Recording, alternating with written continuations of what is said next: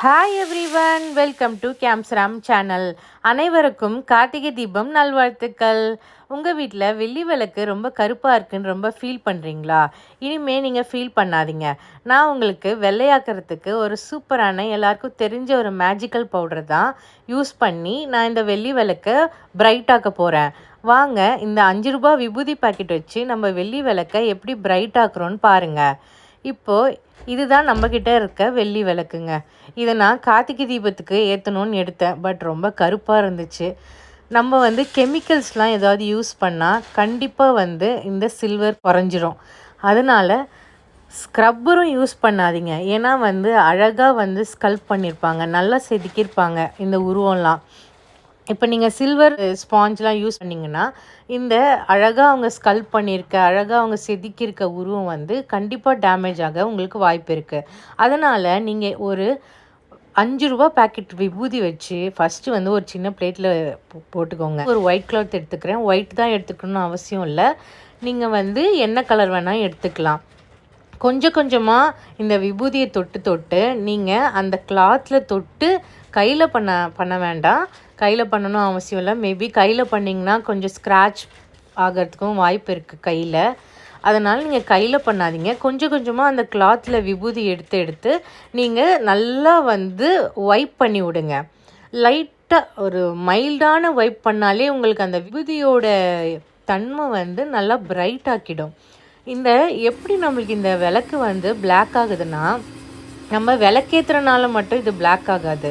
ஆக்சுவலாக பார்த்திங்கன்னா அந்த அகல் மாதிரி இருக்க இடத்துல தான் நம்ம எண்ணெய் ஊற்றி திரி போட்டு விளக்கேற்றுவோம். அந்த இடத்துல உங்களுக்கு அவ்வளோ பிளாக் ஆகாது. அந்த எண்ணெயை நீங்கள் ஊற்றிட்டு ஃபஸ்ட்டு ஃபுல்லாக இந்த குங்குமம் மஞ்சள்லாம் வச்சுருப்பீங்களே அதெல்லாம் நல்லா ஒரு டிஷ்யூவில் நல்லா வைப் பண்ணிவிட்டு நல்லா பிரைட் ஆகிடும். அதுக்கப்புறம் நீங்கள் எந்த சோப்போ, எந்த கெமிக்கல்ஸு, எந்த ஒரு கெமிக்கல் கண்டென்ட்டாக இருக்க பவுடரை எதுவுமே யூஸ் பண்ணாதீங்க. அது உங்கள் கைக்கும் டேமேஜு. அனதர் ஒன், நமக்கு சில்வரோட குவான்டிட்டியும் குறைஞ்சிரும். கண்டிப்பாக நீங்கள் இந்த விபூதி மட்டும் வச்சு நீங்கள் ஒரு 10 மினிட்ஸ் ஸ்பெண்ட் பண்ணால் போதும். ஒரு ஒயிட் கிளாத் வச்சு அந்த விபூதியை தொட்டு கொஞ்சம் கொஞ்சமாக விளக்கில் வைப் பண்ணி விடுங்க. கண்டிப்பாக இதனால் உங்களுக்கு இந்த விளக்கில் எந்த ஒரு ஸ்க்ராட்சும் ஆகாது. அட் த சேம் டைம் நீங்கள் எந்த கெமிக்கலும் நீங்கள் கையில் யூஸ் பண்ணி நீங்கள் கஷ்டப்பட வேணாம்.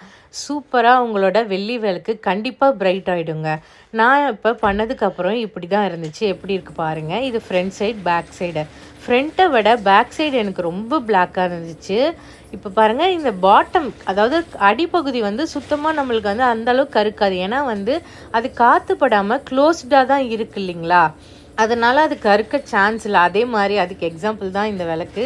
கீழே பாருங்கள் எவ்வளோ வெள்ளையாக இருக்குது. அண்ட் நம்ம கீழே அந்தளவுக்கு தேய்க்கணும் அவசியம் இல்லை. கடைசியாக நீங்கள் விபூதி வச்சு ஒரு 5 மினிட்ஸ் அந்த விபூதி ஃபுல்லாக ஸ்ப்ரெட் பண்ணி அப்படியே விட்டுருங்க. அதுக்கப்புறம் இன்னொரு கிளாத் வச்சு அந்த இருக்க விபூதியெலாம் நல்லா தட்டி விட்டு நல்லா தொடச்சிக்கோங்க. ரொம்ப அழுத்தி துடைக்கணும்னு இல்லை, ரொம்ப லேசாக நீங்கள் துடைச்சிங்கனாலே போதும். உங்களோட வெள்ளி விளக்கு சூப்பராக பிரைட் ஆகிடும். இந்த டிப்ஸ் உங்களுக்கு பிடிச்சிருந்ததுன்னா கண்டிப்பாக நீங்களும் ஃபாலோ பண்ணி பாருங்கள். ட்ரை பண்ணி பார்த்து எனக்கு எப்படி இருந்துச்சுன்னு கமெண்ட்டில் சொல்லுங்கள். மேபி இது எல்லாருக்கும் தெரிஞ்சிருக்கலாம். பட் எனக்கு சடனாக கார்த்திகை தீபம் வந்தோன்னு எனக்கு ஞாபகம் வந்துச்சு. அதான் நான் உங்ககிட்ட இதை ஷேர் பண்ணணும்னு நினச்சேன்.